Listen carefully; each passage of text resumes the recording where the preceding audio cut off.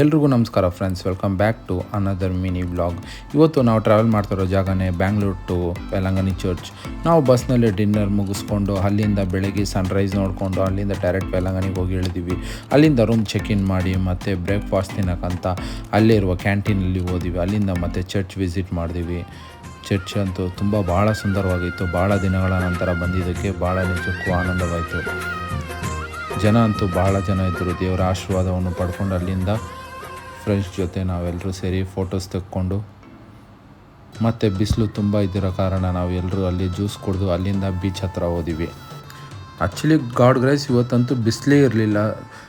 Climate ತುಂಬ settle ಆಗಿತ್ತು. ಅಲ್ಲೇ ಲೋಕಲ್ ಶಾಪಲ್ಲಿ ಮೀನು ಮತ್ತು ಊಟ ಅಲ್ಲೇ ಸಿಕ್ತು. ಅಲ್ಲೇ ಲಂಚ್ ನಾವು ಮುಗಿಸ್ಕೊಂಡು ಫ್ರೆಂಡ್ಸ್ ಜೊತೆ ಸ್ವಲ್ಪ ಹೊತ್ತು ಅಲ್ಲೇ ಚಿಲ್ ಮಾಡಿ ಮತ್ತು ರಾತ್ರಿ ಡಿನ್ನರ್ಗೆ ಪ್ರಕಾಶ್ ಹೋಟ್ಲಲ್ಲಿ ಒಳ್ಳೆ ಊಟ ತಿಂದು ಅಲ್ಲಿಂದ ಬೀಚ್ಗೆ ಹೋಗಿ ರಿಲ್ಯಾಕ್ಸ್ ಮಾಡಿ ಮನೆಗೆ ಬಂದು ಪಾಚ್ಕೊಂಡಿವಿ. ಬಾಯ್.